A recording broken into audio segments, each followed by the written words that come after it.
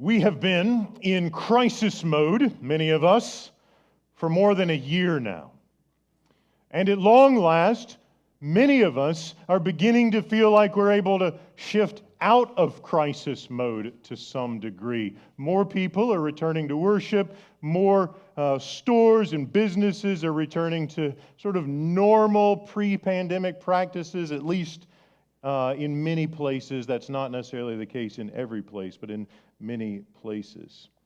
And we feel like we're coming out on the other side of the crisis. Many of you have had conversations with me and with others in the church lately where we feel some optimism and we feel some excitement, and it's kind of a light at the end of the tunnel moment. I was listening to a podcast recently on church leadership. I like to run in the mornings. A lot of times while I'm exercising, I'll listen to podcasts on either theology or church leadership or the Bible and things like that. And as I was listening to one, they were discussing this movement from crisis mode to kind of what does it look like to come out of the crisis? What does it look like to proceed back into maybe not old normal, but new normal? Because after all, the world has changed, and we all know that, and it's never going to be the same again. And the church has changed, and we all know that, and that will never be the same again. And so the question was, between these kind of church consultant guru leadership guys, the question was, how do we re-engage, and how do we help pastors, and how do we help congregations, and how do we help church staffs, and how do we help leadership, how do we help people re-engage in whatever the mission looks like post-pandemic, after COVID? How do we resume? Because a lot is different than it was. In many churches all over the country, they said this: church attendance is about 30 to 40% lower than it was in person a year and a half ago. Many churches have resumed in-person worship, but for some it's been longer, some it's been less time, but nevertheless, the percentages are 50, 60, sometimes 70% at the most of what they were before the pandemic. I also learned, listening to these guys talk about church leadership, that a lot of churches are experiencing people are coming back to worship, and they're feeling more comfortable with that, and for a variety of reasons. But nevertheless, lots and lots of churches are having difficulty re-engaging worshipers in various serving opportunities. So a lot of people may be coming back to church, but a lot of churches are having people get involved in hospitality ministries. People may be coming back to church, but maybe there aren't as many people who are ready to lead a small group as there were 15, 16 months ago.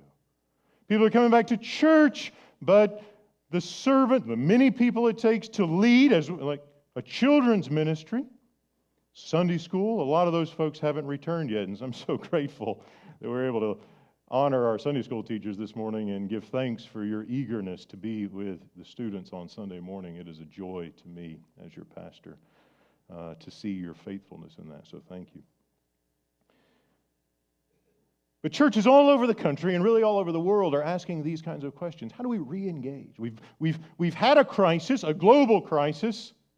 We feel like we're coming through the crisis and kind of emerging on the other side. But what does it look to re-engage? What does it look like to re-engage worship? What does it look like to re-engage our mission? What does it look like to re-engage our identity as a people of hope?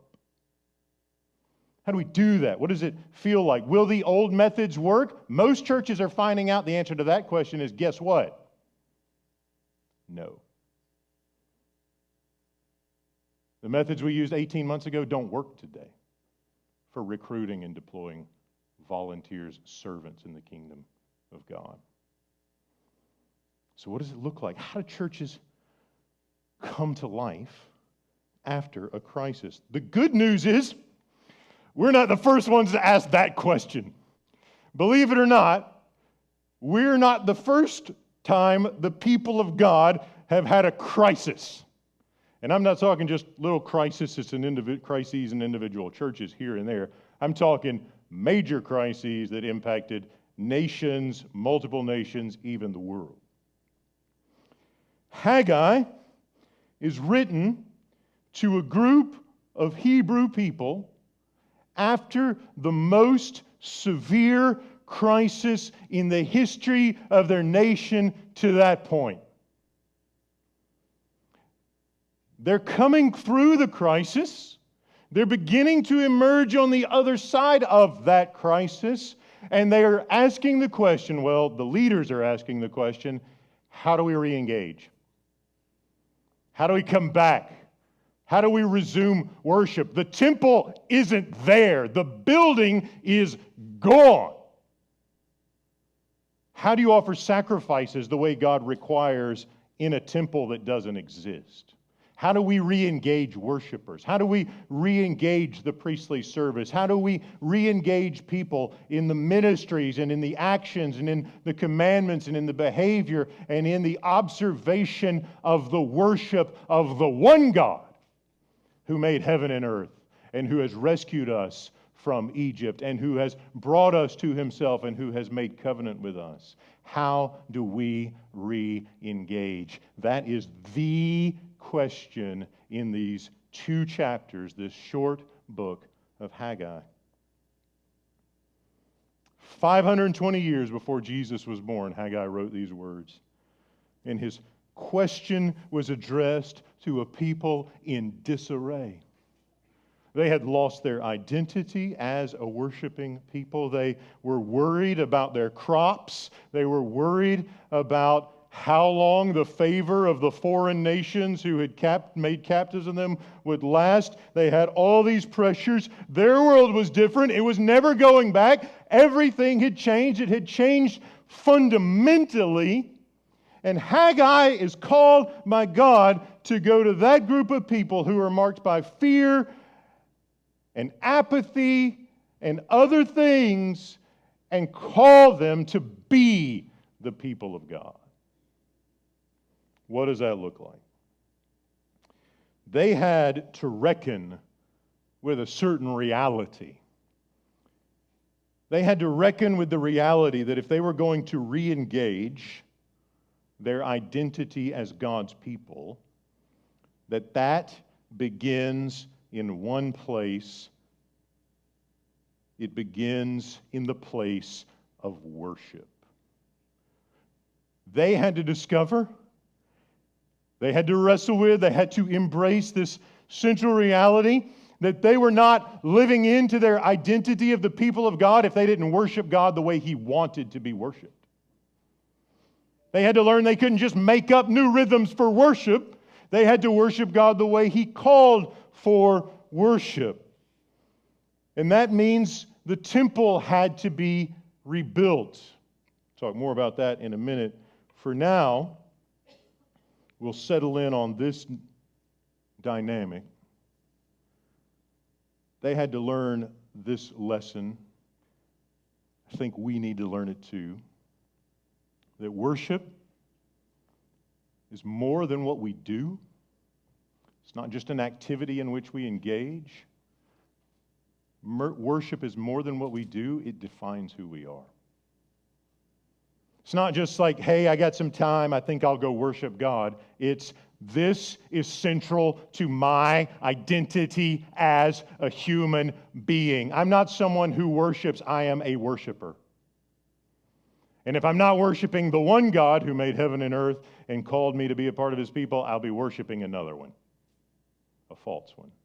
And that's what Haggai has to help the Hebrew people after their time in exile discover. Now, there's some background that we need to deal with here.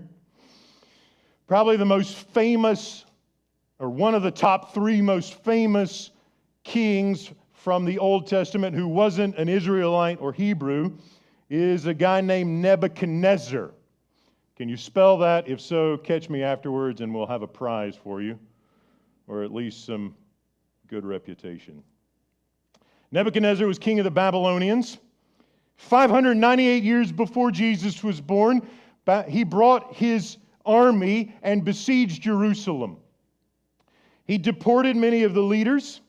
He put a guy named Zedekiah on the throne who was really supposed to be kind of a puppet king. Thing is, Zedekiah didn't really like being a puppet king, and so he kind of did his own thing. He was disloyal to his Babylonian overlord Nebuchadnezzar. And so Nebuchadnezzar decided to make an example of him. You've heard about one official making an example of another official, a little lower on the ladder of power than they are. And Nebuchadnezzar decided to make an example of Zedekiah 587 years before Jesus was born. He came back to Jerusalem. And this time he didn't just take over the city and install a new king. He ripped it down stone by stone by stone. He marched into the temple and destroyed it, burned it to the ground. It was devastating for the Hebrew people. Many of the Jews were killed. Others fled as refugees to other countries, and many were deported to Babylonia as exiles. And when we talk about the exile in the Old Testament, that's what we're talking about. 587, 586 BC. Almost 600 years before Jesus was born. That, my friends, is what you call a crisis, isn't it? You've lived in the land, the promised land, the land your God promised to give you, the land where He's made a covenant with you. You have lived in prosperity. You have lived in comfort for many years. And now, after you've worshiped in His temple and you've experienced His presence and you have abided by the sacrifices and the festivals, all these things, a pagan king comes in and takes your world and rips it to shreds, brings in a wrecking ball, and absolutely demolishes it. You might have a sense of what that feels like after the last year. You might know what it feels like to have your world turned upside down. You might know what it feels like to not have access to a place of sacred worship, at least for a while. You might know what it feels like to not be able to engage the people you're accustomed to engaging. You might not have had to go into a foreign land, but you may feel like you're living in a very strange place. The crisis that we've experienced is not the first time the people of God have had to deal with a crisis of unspeakable proportions. In fact, their crisis, in proportion to ours, was probably far more significant. We're back in this space after a short time. Their space of worship was destroyed and had to be rebuilt brick by brick. So Nebuchadnezzar destroys the city, rips down the temple. Some were able to stay and live in the ruins. Others were exiled to Mesopotamia, to Babylon. Nebuchadnezzar didn't last forever, though. Kings come and go. And his Babylonian kingdom was defeated by another kingdom. Anybody want to take a guess of what that is? Shout it out if you know it. The Persians. Very good. I got a couple of Old Testament scholars out there. I'm proud of you. Well done. The king who followed him, the Persian king, was a man named Cyrus, another well-known king from the Old Testament, non-Hebrew. He took over Babylon in 539, and to gain some allegiance, to gain some favor amongst the people that Nebuchadnezzar had conquered, he decided, hey, you know what? These people will like me a lot more than they liked the last guy if I let them go home. So he started just saying, hey, you know what? Nebuchadnezzar conquered you and brought you here. You can go. Take some resources for the journey and go rebuild your temples and rebuild your cities and just think of me as a swell guy. That's all I'm asking. And so some Jewish people were able to go back to Judea. And some of them tried to get an effort up to rebuild the temple, but it didn't last. The effort kind of fizzled. Cyrus didn't last forever either, though. Kings never do. He was killed 530 years before Jesus was born and succeeded by one of his sons, who ruled for a few years. He's not one of the more famous kings. non-Hebrew in the Old Testament. But the next guy who was able to consolidate military power and take over his name was Darius. And Darius is the name of the king we hear about in Haggai. Darius realized that Cyrus's plan to let conquered peoples go back to their land and rebuild their temples was a pretty good idea. And so he continued that policy. And Haggai addresses the people in 520 years before Jesus was born, calling upon them to rebuild the temple. Now he's facing some opposition. He wants them to do some things, but there's some hesitancy. After all, the first folks back 20 years ago tried this, but it fizzled, and who's to say this won't fizzle again? And we put some resources to it, and we don't have much to show for it. There are other hindrances. Perhaps they're just a bit apathetic. Perhaps they're worried that they'll get the project going, but Darius won't last very long, and another king will come in, and he won't be quite as favorable towards them as Darius was and as Cyrus was, and maybe he'll come back and tear down the temple they're rebuilding and haul them back off to another foreign land. All kinds of reasons not to rebuild the temple, right? All kinds of reasons. The trouble with that is, if you're a part of the Israelite people, if you're a part of the Judean people, right? It is thoroughly impossible for you to honor God the way He wants to be honored without a temple. Like, that building was crucial. That's the place where you offer sacrifices. That's the place where you go to have your sins atoned for and forgiven. That's the place where you go to make it right to God. And every year, even if you didn't live in Jerusalem, you were likely going to make a pilgrimage there to worship in that place, that holy place. And when other kings earlier in their history tried to set up places of worship, temple-like structures, other places where you could maybe go and make sacrifices, it didn't go well because you only have one place. And it's important to understand that the temple for the Hebrew people was not just like a church building. Like, we got counties in Alabama with more churches than people. Amen? I've lived in a couple of them. The churches everywhere, but there was only one temple.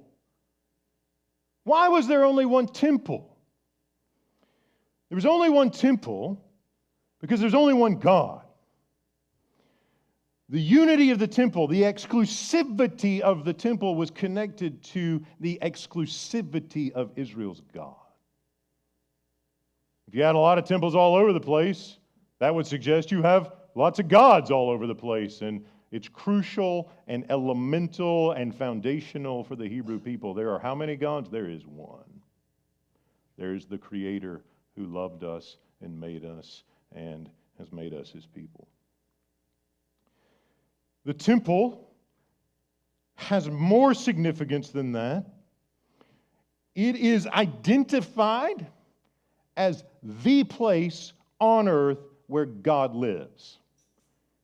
Like, you want to meet with God, you don't go somewhere else, you go to the temple in Jerusalem. It wasn't just a place where you go from time to time to offer sacrifices because, well, that's just where you go. You go there because that's where God actually is. His presence dwelt there. Before the temple was built, all the way back in the beginning of the Bible, the opening chapters of Genesis, we find a God who longs to create space where He can dwell with His people. The garden, in the beginning of Genesis, the Garden of Eden is really like a temple. In fact, the later temple would be decorated in sort of a way that reminded you of the garden, because the garden was really the first temple. It's a place where Adam and Eve communed with God. It's a place where they honored Him as God. It's a place where they were supposed to obey Him as God. And it's the place where He set up His image bearers. If you were to go into a temple, any temple in the ancient world, except the one in Jerusalem, you would find statues. Greek, Roman, other ancient Near Eastern peoples. You find statues. And the statues are images of the God who is revered there, aren't they? And so when God puts Adam in the garden, when the Creator, the one God, puts Adam in the garden and Eve in the garden, made in His image, everyone in the ancient world knew this garden's a temple because temples are where you put images of gods. So from the start, God is creating space for His presence to dwell on this planet. Heaven on earth, if you will. And He puts His image bearers, His living statues in that space to represent Him, to embody His character, to honor Him as God, and to declare His glory to the world. After God rescued His people from Egypt, before they came into the Promised Land, again He creates space to meet with them, and it's called a tabernacle. It's kind of a tent.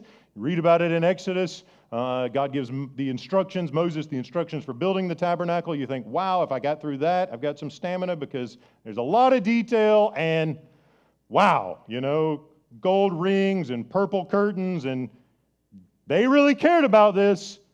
And you think, I'm good, I've made it. And then when they go to make it, you hear every last detail again, verbatim.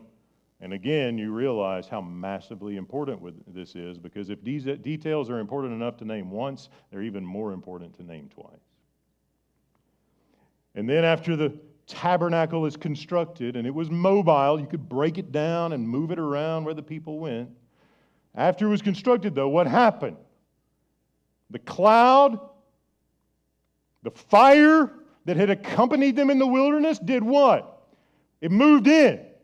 The presence of God moved into that tent in the middle of their camp, because God, from start to finish, is consistently looking for a place, not looking for a place, creating a place to dwell among, in the midst, within His people. We talk about a personal relationship with God all the time. Like, God lived in the middle of their camp. Like, think about going up to Chihuahua or Oak Mountain or somewhere, and you're camping out and you pitch your tent, and God is in the campsite next door. Like, just get real images in your mind about this. This is not a philosophy. It's not a theology. It's not an abstract idea. If you were standing there that day, you would see the cloud that represented the presence of God descend on the tabernacle, and that's where God lived. And if you wanted to meet Him, you'd go find Moses or Aaron, and they would go and intermediate between God and you. Well, after a while, they move into the Promised Land. They settle Jerusalem. And it's time to build a permanent structure. Why? Because again, God is always doing what? He is always creating spaces to dwell where? In the middle of the presence of His people. Always. He does it in the garden, He does it in the wilderness, and He does it in the city. And if you want to get a sense of the significance of this, then you need to go to 2 Chronicles. Chapter 6.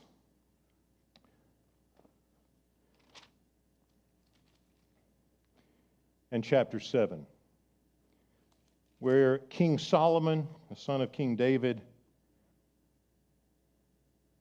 dedicates the new temple.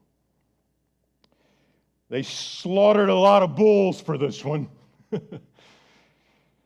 And Solomon in chapter 6 prays a prayer of dedication.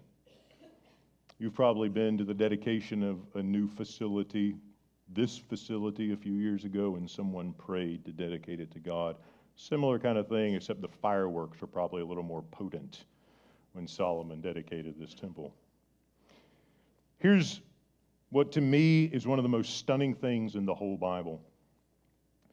As Solomon prays, he gets to a recognition that heaven and earth are unable to contain God. The created world, the finite world, as big and as vast as it is, and we're still learning about the universe, is not big enough to contain the uncreated, infinite God.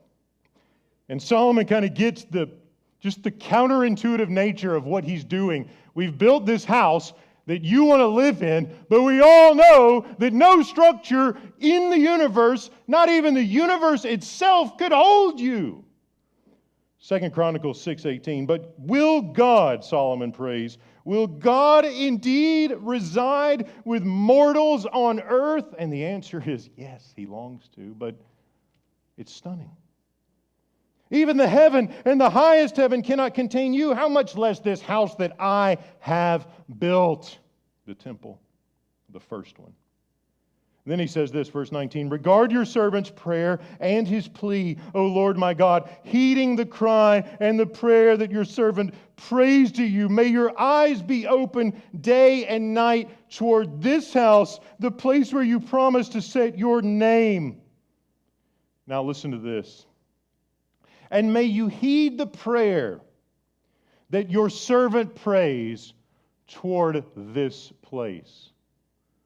You find other places in the Old Testament where if people weren't in Jerusalem, they would face Jerusalem to pray, wouldn't they? Even in exile, they would face Jerusalem to pray. Why? Because that's where God lives. Now here's the thing. Verse 21, your servant will pray toward this place. Heed our prayers. Verse 21, and hear the plea of your servant and of your people Israel when they pray, where? Toward this place. May you hear from heaven your dwelling place, hear and forgive. Now you may think, okay, I got it, but think about the logic for a moment, right? When I pray, I'm going to pray towards this place, this temple, this structure that we've just built and dedicated. And I want you to hear me, God, from heaven. And we hear the word heaven, and what do we think? Up here somewhere, right?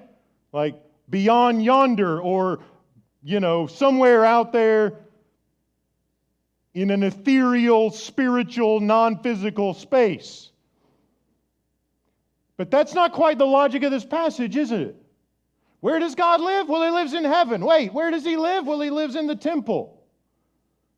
When I want to talk to God, where do I pray toward? Do I pray toward heaven or do I pray towards the temple? And the answer is yes. Why? Because the temple itself is heaven on earth. One theologian puts it this way. He says the temple in the Old Testament theologically is where heaven and earth overlap and interlock. Heaven isn't up there somewhere. It's just God's space. It's not in this universe. We don't really have a good way to talk about that because I don't think any of us have ever been there, to my knowledge.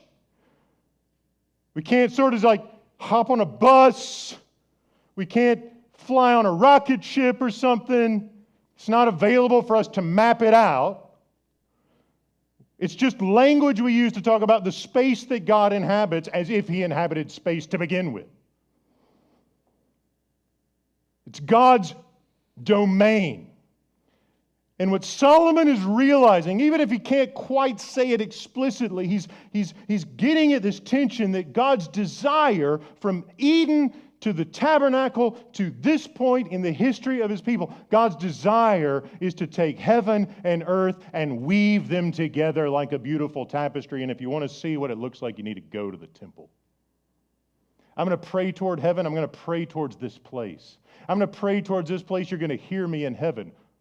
Well, why don't you just pray towards heaven? Because heaven is the place. It's the building. It's the temple. God has set up shop. He has set up home. He has carved out space in this world. And it's just the start. They don't realize it yet, but that temple is the entry point. It is an infiltration point. And from there, God intends to claim every last inch that He has made on this planet. The temple, friends, is crucial.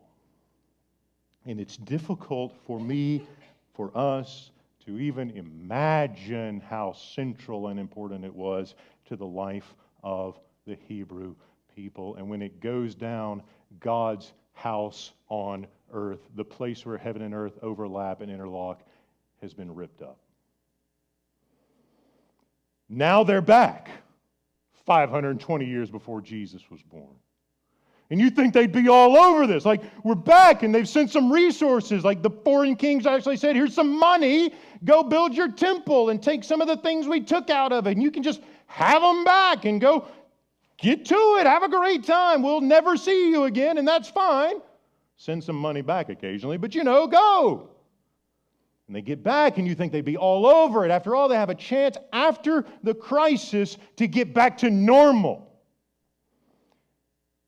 But they don't get back to normal. One of the things I've heard over the last 15, 16 months is, I just want to get back to normal. And I think we all, like, if I were to say, hey, who wants to get back to normal? We would probably unanimously vote in favor of normal, I think. And yet, nothing's normal.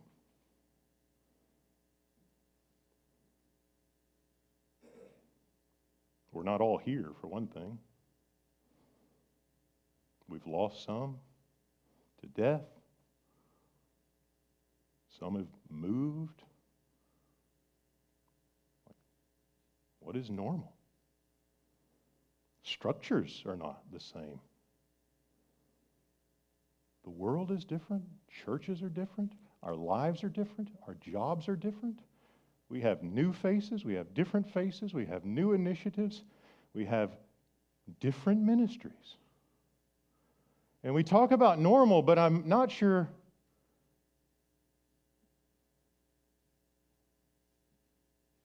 that's even something we can accomplish. I'm not sure it's something we should try to accomplish.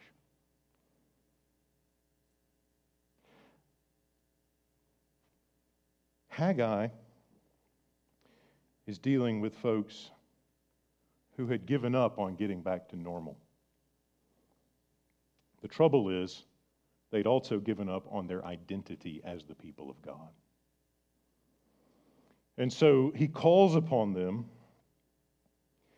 to rebuild, to lay the foundation of a new temple. Not just because the building has sentimental value. I mean, the one that had sentimental value is in ruins. They got to build another one now. And it's not going to be like the other one. And when they actually get this one constructed, the people who could remember the last one really were filled with sorrow because the new one didn't even match the glory of the old one. But the point isn't the glory of the building. The point is what the building represents. Do we care enough about our identity as the people of God to give everything we've got to worshiping Him the way He wants to be worshiped? And the temple represents that reality. They've got to realize, like, worship isn't something we'll resume when we get around to it. We've been back in the land 20 years. We took a shot at the temple. We didn't turn out very well. So, maybe next time, or maybe the kids can handle that. Or, I'm just kind of worn out after all. I've been all the way to Babylon and back, and I'm kind of tired, and I kind of want to retire, and, just let somebody else handle that. And Haggai says, are you the people of God or not? Are you the people of God or not? Worship isn't just something you do if you feel like it. It's not just something you sort of, hey, we'll get around to it if we can raise enough money or any of those kinds of things. It's who you are. You have been called, and God has carved out space for His presence to dwell among you. And the only appropriate response to that initiation on God's part is true worship. And so He's got to jar them out of their apathy or their fear or whatever it is.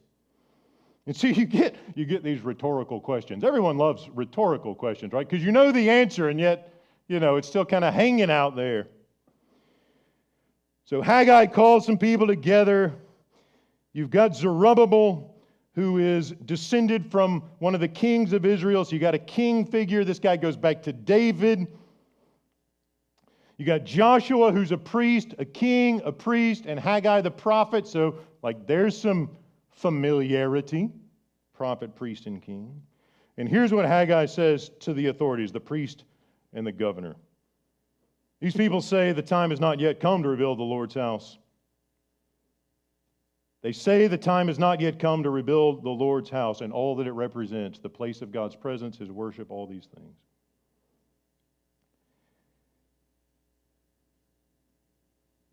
Then the word of the Lord came to the prophet Haggai, saying, Is it a time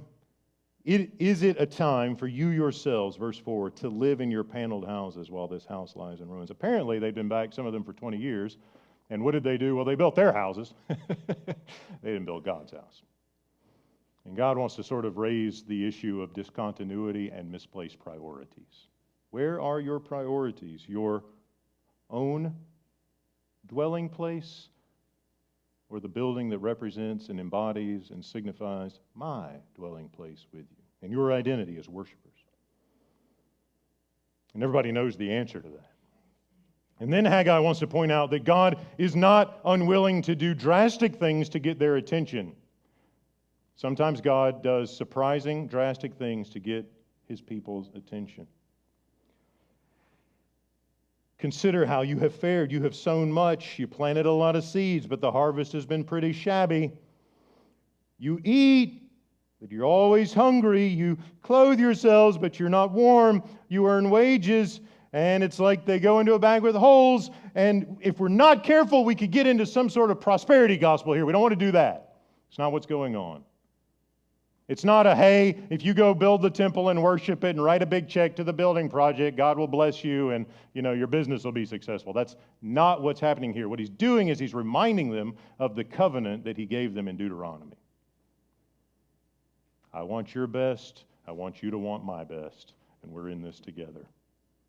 And if they falter and they're not concerned with God's best, with His glory, with His renown, with His name among the nations, He is willing to do something drastic to get their attention.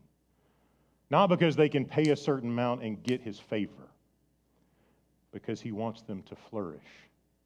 And He is unwilling to withhold a crisis if a crisis will get their attention. Let me say this again. Christians, God is not unwilling to withhold a crisis if a crisis will get our attention.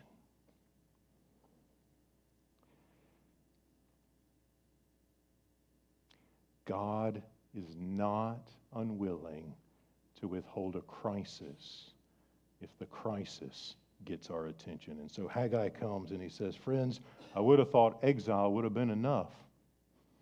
That's a crisis. And we would think it would get our attention.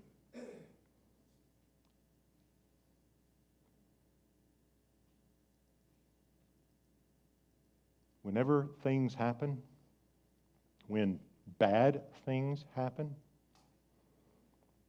Haggai is not saying that God is just like this capricious, angry God who sits off in the sky somewhere and throws lightning bolts when people disobey.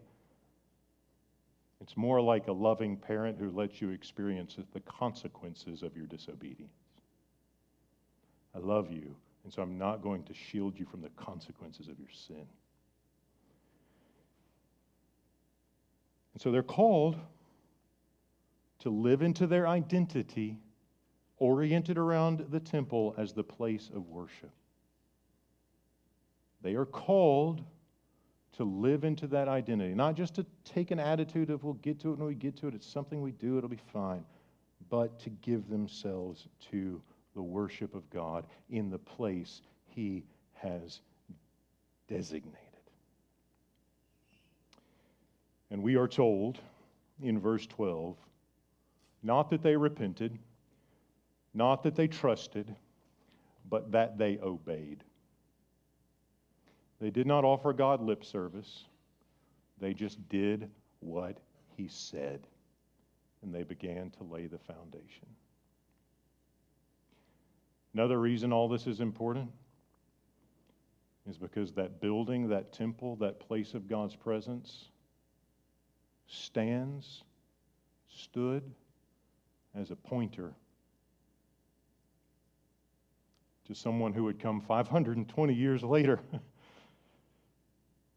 who would come miraculously who would be born of a woman, but also born of God, who would come and tabernacle among His people, who would come and offer the sacrifices that God required, who would come and reconcile a people to their God, who would come and be the reality that the temple always pointed to.